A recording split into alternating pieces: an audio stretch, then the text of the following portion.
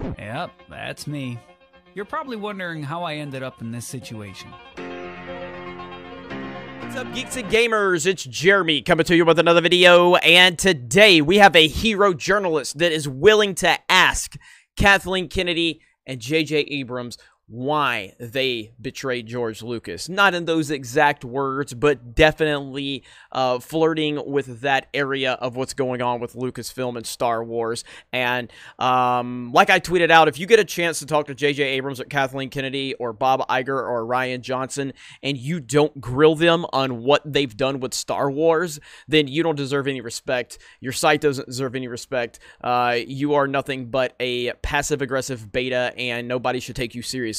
These people need to be held accountable for what they have done.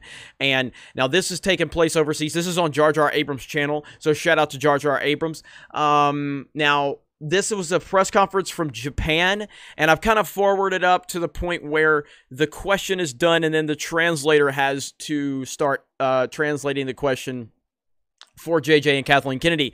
And once the translator starts talking, you're going to see that JJ and Kathleen both start squirming because neither one of them want to touch this question. And this is what everybody should be asking them. Every single person should be asking both of these people these questions right here. And then after we hear Kathleen Kennedy's pathetic answer, we're going to show you video evidence to support the fact that she's a liar. And it's with her and George Lucas sitting there together right when it was announced that Disney had purchased Lucasfilm and Kathleen Kennedy was going to be the new president of Lucasfilm. So let's jump right into it and watch the body language of J.J. Abrams and Kathleen Kennedy. Question for JJ and Kathleen. Lucas has entrusted you with 7 to 9, and in the very first script that Lucas has written, of course, all the world loves the authorship of George Lucas and the world that he created. There was the mythic growling that was written in the script, and I think, Kathleen, you once did away, or you didn't accept the first script that came, and because Lucas had written some parts of this saga, and also he's written a book. And would it be part of the Star Wars canon in the future? Well, actually, George Lucas never wrote a script for 7, 8, or 9. And the ideas that I think you're referencing are ideas that he had for other possible movies. They were small summaries that represented some thoughts and ideas, but he never wrote any screenplays. Okay, you evil, crooked woman. You're playing around with words right now. Poor George, look at that. That's gotta be, like, you're probably wondering how I got here. That's kind of that look. Poor George Lucas. But this is also from Jar Jar Abrams. Now, Kathleen Kennedy is going, he didn't write any script. And what you're talking about, what you're probably referencing is small little stories from other films. No, Kathleen Kennedy, let's listen to George Lucas's own words. How about we do that while you're sitting right across from the man?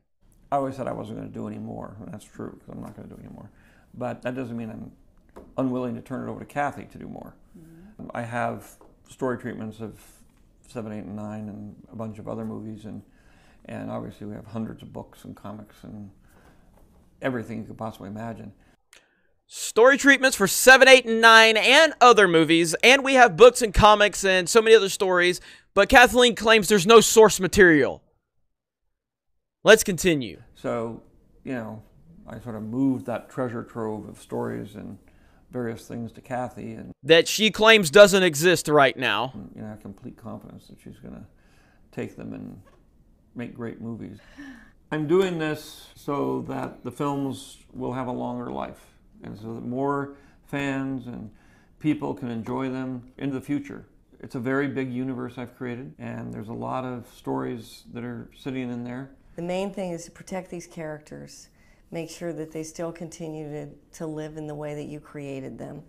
And every time I hear that, I absolutely cringe beyond belief. The fact that there are people out there that can still defend this woman.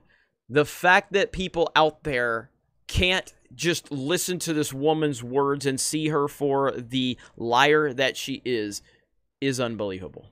And that the universe of Star Wars continues to grow. I just said that I would back her up, and I would be there if, you know, and especially helping with the script and making sure. Especially helping with the script. Hang on. Especially helping with the script. The ideas for 7. George Lucas never wrote a script for 7, 8, or 9.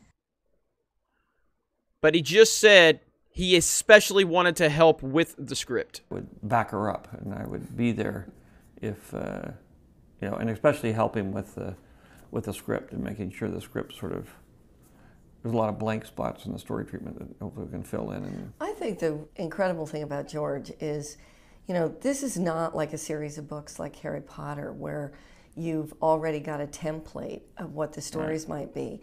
These are original stories and original ideas that come out of a world that essentially is in George's head. So the beauty of the collaboration that can continue is as we work our way through these scripts, if we're sitting and saying, you know, I wonder if this character can do that, or does this make sense within the rules of Star Wars? That really, he's the keeper of the flame when it comes to that. It's the same thing with the first 3 films. That's all my job is to be the keeper of the flame. Well, it's based on human behavior, human psychology, you know, mythology, which is the sort of archaeology of human behavior. Oh, I can't stand this woman. Now, also, I'm probably gonna have to do a jump cut right here because there's the part. I think that picture.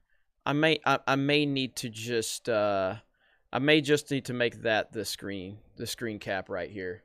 You know, you're probably wondering how this, whatever that line is, you know, where the movies start or whatever, but just to confirm more of this nonsense that's being spewed out of Kathleen Kennedy's mouth. And again, we're going to listen to her garbage answer one more time. Star Wars canon in the future?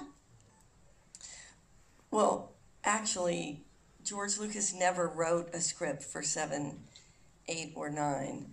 And the ideas that I think you're referencing are ideas that he had for other possible movies. Now, I'm going to do a jump cut really quick, and we'll be right back. Okay, here we go. So you remember a few months ago, Bob Iger, for some reason, revealed in his book that George Lucas felt betrayed, which was a monumental mistake in my opinion, but whatever. But in there, you know, Kathleen Kennedy, again, she claims she's so dismissive of it. George didn't write any script for a 7, 8, and 9, and I think what you're talking about, no, Kathleen Kennedy, what we're talking about is what happened. And here's what Bob Iger said. George immediately got upset as they began to describe the plot, and it dawned on him that we weren't using one of the stories he submitted during the negotiations. George knew we weren't contractually bound to anything. And then it talks about how he thought that by them buying the story treatments was a promise that they would follow them, and he was disappointed that his story was being discarded. I'd been so careful since our first conversation not to mislead him in any way, and I didn't think it had now, but I could have handled it better. George felt betrayed. And while this whole process would have never been easy for him, we've gotten off to an unnecessarily rocky start. There you go. Clearly, George Lucas, in his own words, was offering story treatments for 7, 8, and 9 by his own words. And then he offered to then especially help out with the scripts. Yet Kathleen Kennedy refused to work with him, and then Bob Iger confirms that George felt betrayed. How in the hell does anyone defend this woman at this point? I don't know. But this is where we're at with Star Wars. Once again, the woman has been exposed as a liar, as a hypocrite, and as a backstabber. She was literally handed the entire brand of Star Wars and the sequel trilogy outlines, and she has destroyed it. And now she's been busted by a hero journalist, Japanese journalist, And I think more journalists need to be doing this. More journalists need to be calling this woman out, holding JJ accountable, holding Ryan Johnson accountable, holding Bob Iger accountable, and holding Kathleen Kennedy accountable. Do your job. Hold these people accountable. Let me know your thoughts in the comments below. Thank you very much for checking out this video. Solo lost money, and we will talk to you later. Hey everyone, it's Jeremy from geeksandgamers.com, and if you're a fan of Geeks and Gamers, please go to our website, visit our merchandise store. We have t-shirts, hoodies, hats, beanies, tank tops, and in the very near future, we're going to have many more products for you to choose from. So thank you for the support. We appreciate it. You guys have a great day, and we will talk to you later.